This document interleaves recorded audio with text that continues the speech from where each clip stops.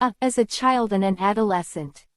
Despite the social acceptance of female infanticide among some Arabian tribes, the Quran forbade this custom, and considered it a crime like any other murder.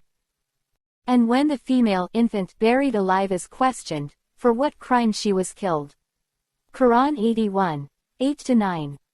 Criticizing the attitudes of such parents who reject their female children, the Quran states, "When news is brought to one of them, of the birth of a female child, his face darkens and he is filled with inward grief. With shame does he hide himself from his people because of the bad news he has had. Shall he retain her on sufferance and contempt, or bury her in the dust? Ah, what an evil choice they decide on." Quran 16:58-59. Far from saving the girl's life so that she may later suffer injustice and inequality, Islam requires kind and just treatment for her. Among the sayings of Prophet Muhammad p. in this regard are the following. Whosoever has a daughter and he does not bury her alive, does not insult her, and does not favor his son over her, God will enter him into paradise. Ibn Hanbal, number 1957. Whosoever supports 2 daughters till they mature, he and I will come in the day of judgment as this, and he pointed with his 2 fingers held together. A similar hadith deals in like manner with one who supports 2 sisters. Ibn Hanbal, number 2104. The right of females to seek knowledge is not different from that of males. Prophet Muhammad p. said, "Seeking knowledge is mandatory for every Muslim." Al-Bayhaqi. Muslim is used here including both males and females. B. As a wife. The Quran clearly indicates that marriage is sharing between the 2 halves of the society, and that its objectives, beside perpetuating human life, are emotional well-being and spiritual harmony. Its bases are love and mercy. Among the most impressive verses in the Quran about marriage is the following. "And among his signs is this, that he created mates for you from yourselves that you may find rest, peace of mind in them, and he ordained between you love and mercy. Lo, herein indeed are signs for people who reflect." Quran 30:2-1. According to Islamic law, women cannot be forced to marry anyone without their consent. Ibn Abbas reported that a girl came to the Messenger of God, Muhammad p. and she reported that her father had forced her to marry without her consent. The Messenger of God gave her the choice between accepting the marriage or invalidating it. Ibn Hanbal number 2469. In another version, the girl said, "Actually I accept this marriage but I wanted to let women know that parents have no right to force a husband on them." Ibn Maha, number 1873. Besides all other provisions for her protection at the time of marriage, it was specifically decreed that woman has the full right to her mahr, a marriage gift, which is presented to her by her husband and is included in the nuptial contract, and that such ownership does not transfer to her father or husband. The concept of mahr in Islam is neither an actual or symbolic price for the woman, as was the case in certain cultures, but rather it is a gift symbolizing love and affection. The rules for married life in Islam are clear and in harmony with upright human nature. In consideration of the physiological and psychological makeup of man and woman, both have equal rights and claims on one another, except for one responsibility, that of leadership. This is a matter which is natural in any collective life and which is consistent with the nature of man. The Quran thus states, "And they, women, have rights similar to those of men over them, and men are a degree above them." Quran 2:228. Such degree is qawama, maintenance and protection. This refers to that natural difference between the sexes which entitles the weaker sex to protection.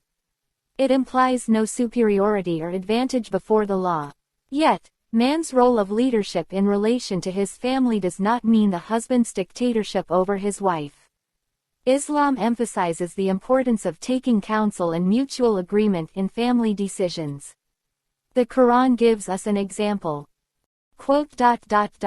"If they, husband-wife, desire to wean the child by mutual consent and, after consultation, there is no blame on them." Quran 2:233. Over and above her basic rights as a wife comes the right which is emphasized by the Quran and is strongly recommended by the Prophet p. kind treatment and companionship. The Quran states, quote, "But consort with them in kindness, for if you hate them it may happen that you hate a thing wherein God has placed much good." Quran 4. L9. Prophet Muhammad p. said, "The best of you is the best to his family and I am the best among you to my family. The most perfect believers are the best in conduct and best of you are those who are best to their wives." Ibn Hanbal, number 7396. Behold, many women came to Muhammad's wives complaining against their husbands, because they beat them. Those husbands are not the best of you. As the woman's right to decide about her marriage is recognized, so also her right to seek an end for an unsuccessful marriage is recognized. To provide for the stability of the family, however, and in order to protect it from hasty decisions under temporary emotional stress, certain steps and waiting periods should be observed by men and women seeking divorce. Considering the relatively more emotional nature of women, a good reason for asking for divorce should be brought before the judge. Like the man, however, the woman can divorce her husband without resorting to the court, if the nuptial contract allows that. More specifically, some aspects of Islamic law concerning marriage and divorce are interesting and are worthy of separate treatment.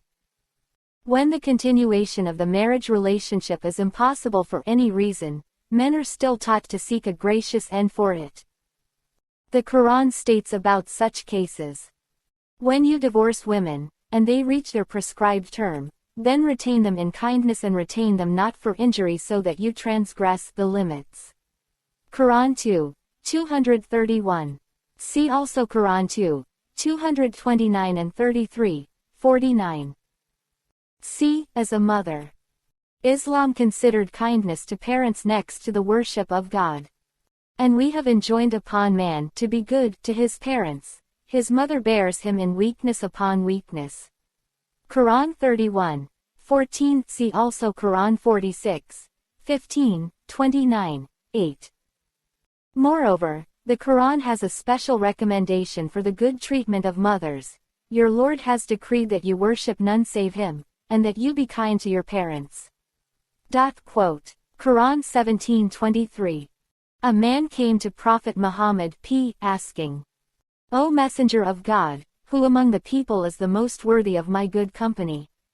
The Prophet p. said, "Your mother." The man said, "Then who else?" The Prophet p. said, "Your mother." The man asked, "Then who else?" Only then did the Prophet p. say, "Your father." Al-Bukhari and Muslim. A famous saying of the Prophet is, "Paradise is at the feet of mothers." In Al-Nisai, Ibn Majah, Ahmad. It is the generous in character who is good to women, and it is the wicked who insults them. 3. The economic aspect. Islam decreed a right of which woman was deprived both before Islam and after it, even as late as this century, the right of independent ownership. According to Islamic law, woman's right to her money, real estate, or other properties is fully acknowledged. This right undergoes no change whether she is single or married.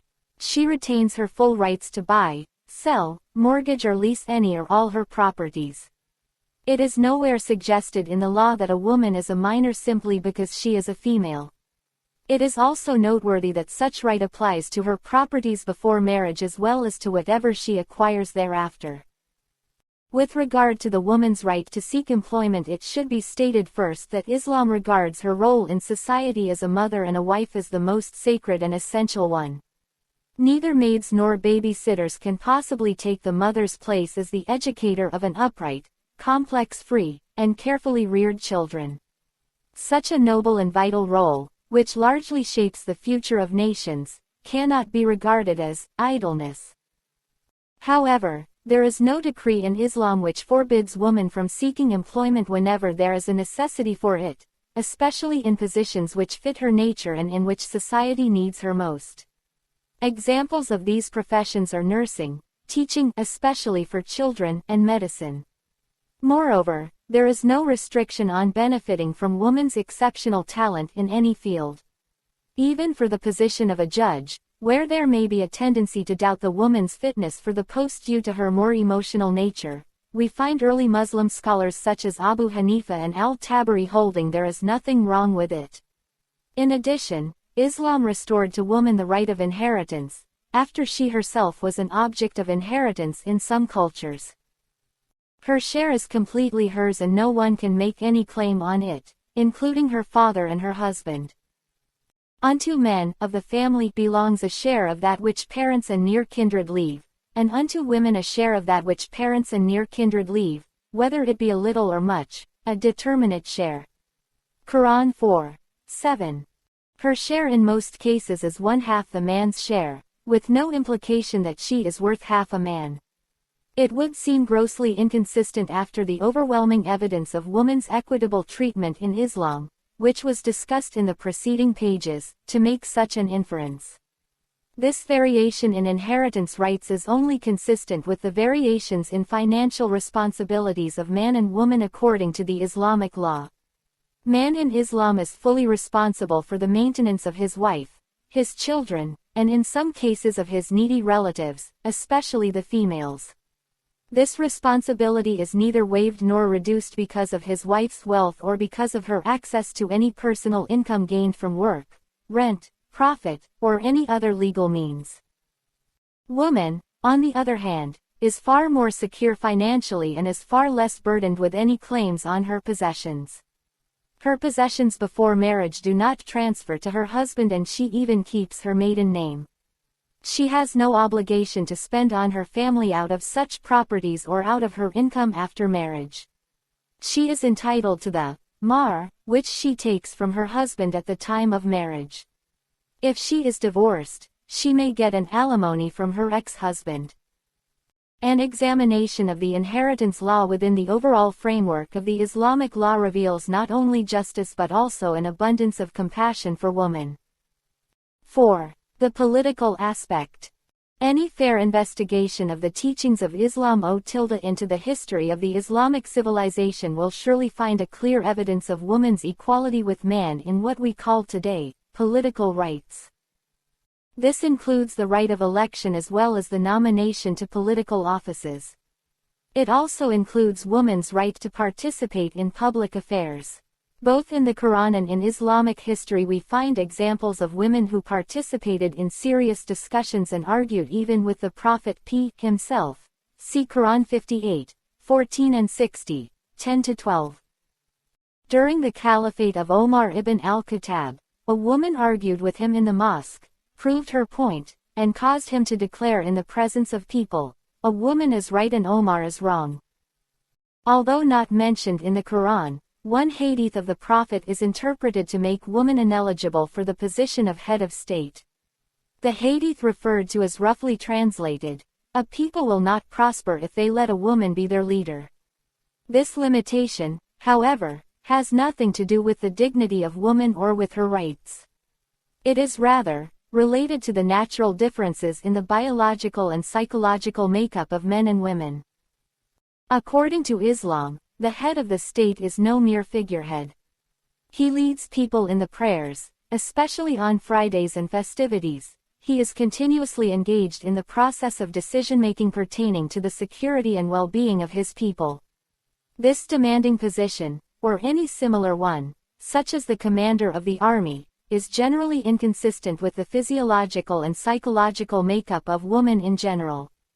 It is a medical fact that during their monthly periods and during their pregnancies, women undergo various physiological and psychological changes. Such changes may occur during an emergency situation, thus affecting her decision, without considering the excessive strain which is produced. Moreover, some decisions require a maximum of rationality and a minimum of emotionality, a requirement which does not coincide with the instinctive nature of women. Even in modern times, and in the most developed countries, it is rare to find a woman in the position of a head of state acting as more than a figurehead, a woman commander of the armed services, or even a proportionate number of women representatives in parliaments, or similar bodies. One cannot possibly ascribe this to backwardness of various nations or to any constitutional limitation on woman's right to be in such a position as a head of state or as a member of the parliament. It is more logical to explain the present situation in terms of the natural and indisputable differences between man and woman, a difference which does not imply any supremacy of one over the other. The difference implies rather the complementary roles of both the sexes in life. IV. Conclusion. 3 facts are worth mentioning. 1. The history of Muslims is rich with women of great achievements in all walks of life from as early as the 7th century BC. 2. It is not impossible for anyone to justify any mistreatment of woman by any decree of rule embodied in the Islamic law, nor could anyone dare to cancel, reduce, or distort the clear-cut legal rights of women given in Islamic law. 3. Throughout history, the reputation, chastity and maternal role of Muslim women were objects of admiration by impartial observers. It is also worthwhile to state that the status which women reached during the present era was not achieved due to the kindness of men or due to natural progress. It was rather achieved through a long struggle and sacrifice on woman's part, and only when society needed her contribution and work, more especially during the 2 world wars, and due to the escalation of technological change. In the case of Islam, such compassionate and dignified status was decreed, not because it reflects the environment of the 7th century, nor under the threat or pressure of women and their organizations, but rather because of its intrinsic truthfulness. If this indicates anything, it would demonstrate the divine origin of the Quran and the truthfulness of the message of Islam, which, unlike human philosophies and ideologies, was far from proceeding from its human environment, a message which established such humane principles as neither grew obsolete during the course of time and after these many centuries, nor can become obsolete in the future. After all, this is the message of the all-wise and all-knowing God, whose wisdom and knowledge are far beyond the ultimate in human thought and progress. Rules of Jihad in Islam. The word jihad has been incorrectly translated or rather twisted in order to give the impression that Islam and Muslims are inclined towards violence, that they have a dark side. To really understand the concept of Islamic warfare, it is necessary to know Islamic rules of jihad.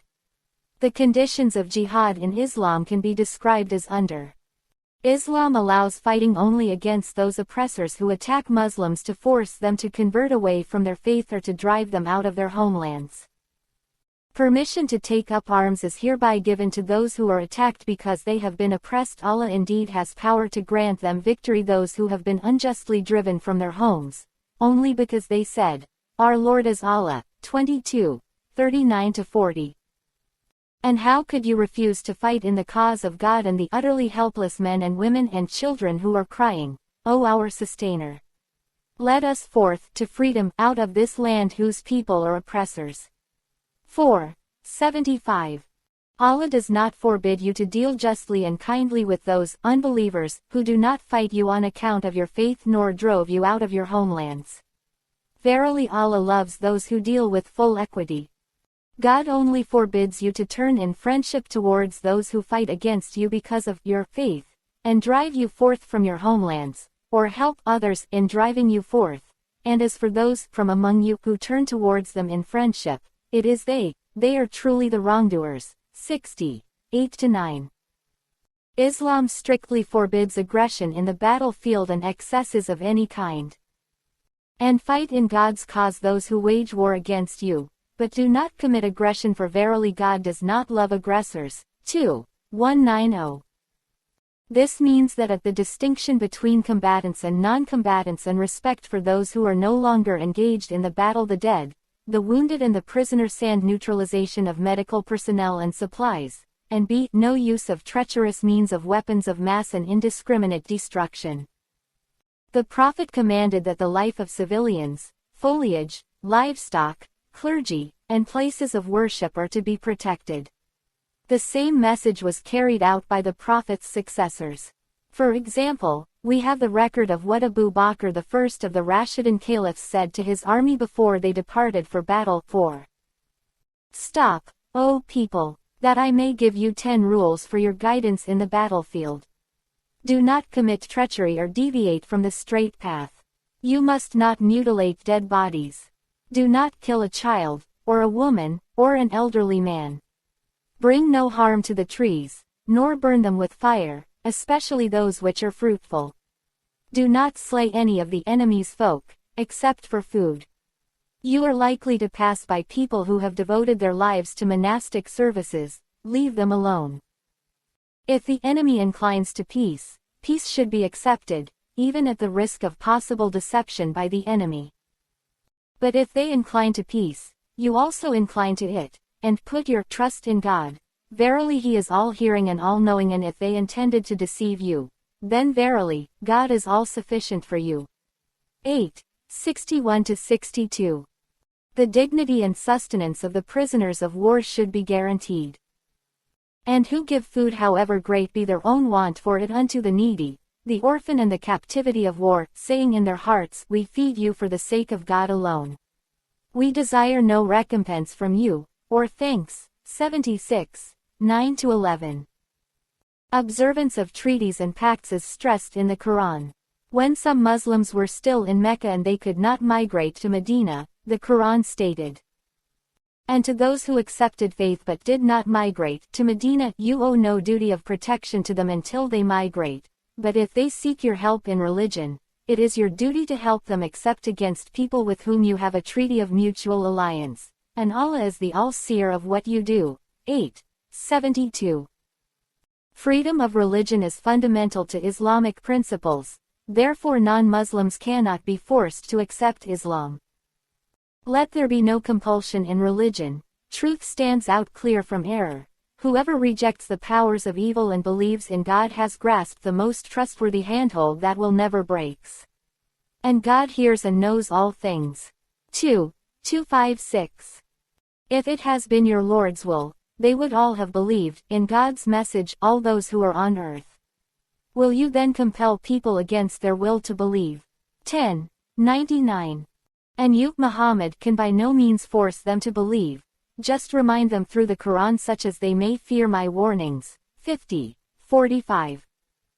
Suicide for any purpose is prohibited in Islam. Quran says, Do not put yourself to destruction with your own hands. 2. 195. A tradition of the Prophet Muhammad says, And if somebody commits suicide with anything in this world, he will be tortured with that very thing on the day of resurrection. Suicide bombing involves killing oneself as well as others. So it is doubly condemned. Basic problems, fundamental and secondary problems, of human life and their solutions. 2. Various sources of knowledge. As sense is less than science, less than reason, intellect less than philosophy, less than intuition, less than extra-sensual perception, mysticism and wahi less than religion, less than. 3. Revelation, wahi, as a source of knowledge and solution to human problems. Kinds of wahi. 4. Divinity and supremacy of wahi. 5. Need of religion and its role in human life. 6. Islam and other religions. Comparative study of world-famous religions. 7. Islam, its concept and meanings.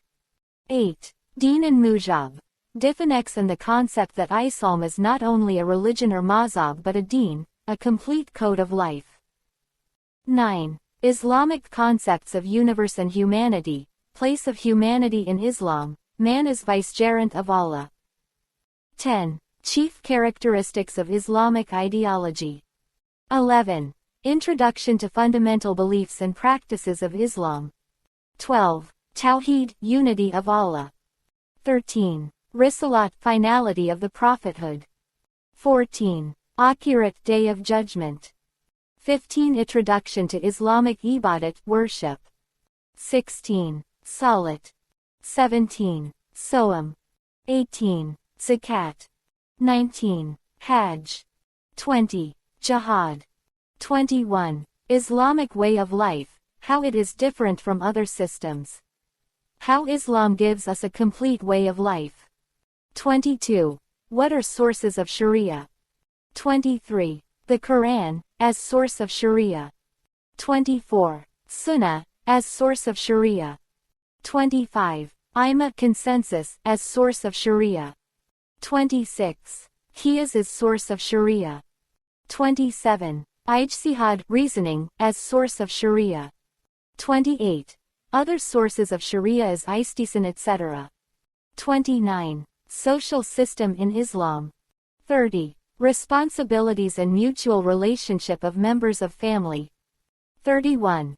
Separate role of man and woman in an Islamic social setup.